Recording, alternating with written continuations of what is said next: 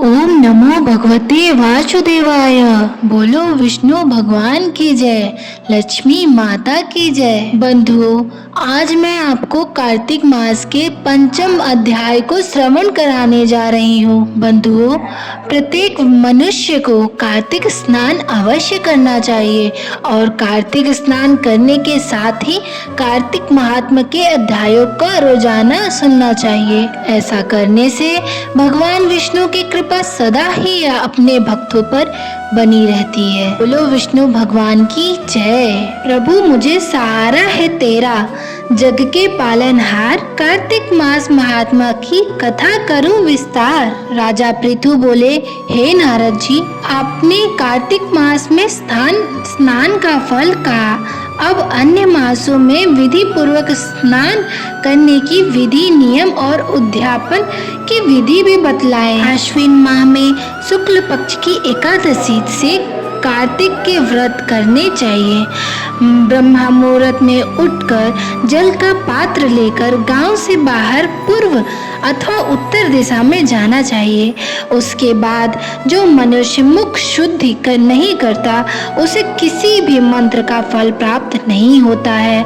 अतः दांत और जीभ को पूर्ण रूप से शुद्ध करना चाहिए और निम्नलिखित मंत्र का उच्चारण करते हुए दातुन तोड़ने चाहिए। हे वनस्पते, आप मुझे आयु, कीर्ति, तेज, प्रज्ञा, पशु संपत्ति, महाज्ञान, बुद्धि और विद्या प्रदान करो। इस प्रकार उच्चारण करके वृक्ष से बाहर अंगुल की दातुन ले। दूध वाले वृक्षों में दातुन नहीं लेनी चाहिए।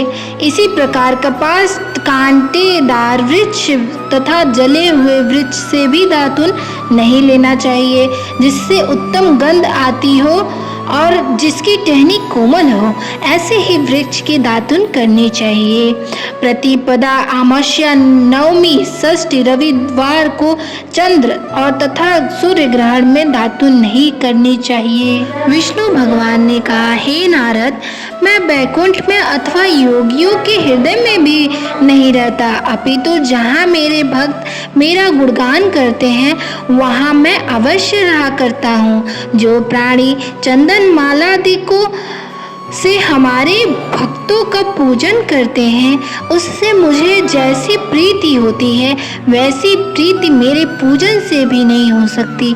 जो मूर्ख पुराणों की कथा तथा मेरे भक्तों का कीर्तन सुनकर उसकी निंदा करते हैं, वे मेरे शत्रु दृश्य होते हैं।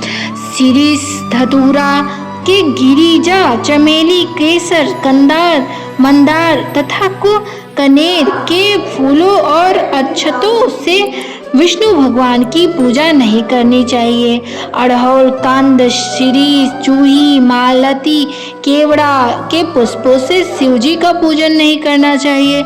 लक्ष्मी की अभिलाषा करने वाले पुरुष को चाहिए कि तुलसी पत्र से गणेश जी की, दुर्वा से दुर्गा जी की, अगस्त के फूल से सूर्य नारायण की पूजा न करें। जिन देवताओं के लिए पूजा में जो फूल निर्दिष्ट हैं, उन्हीं से उनका पूजन करें।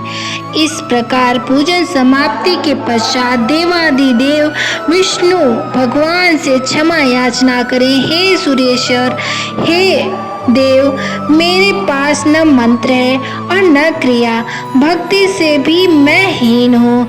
जो कुछ भी आपकी पूजा में मैंने की है, आप हमारी उस पूजा को पूर्ण करें। इतना करने के बाद परिक्रमा करके दंडवत प्रणाम कर पुनः क्षमा प्रार्थना करके गायन कीर्तन आदि करना चाहिए।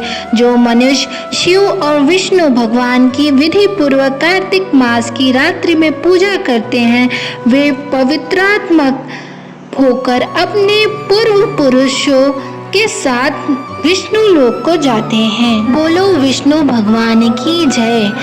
कार्तिक मास में प्रतिदिन दीप दान करें तथा भगवान से प्रार्थना कीजिए, हे प्रभु, मैं आपके नियमित दीपक जलाता हूँ।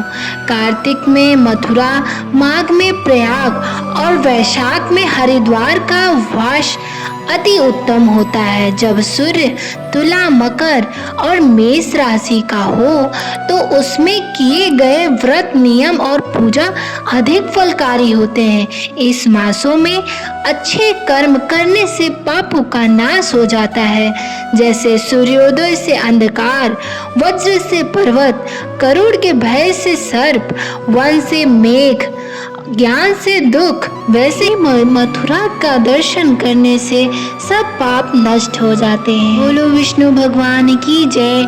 आइए अब हम तुलसी चालीसा करते हैं कि प्रत्येक कहानी को सुनने के लिए हमारे YouTube चैनल को आप सब्सक्राइब कीजिए और बेल आइकन को क्लिक कर दीजिए। हरे कृष्णा।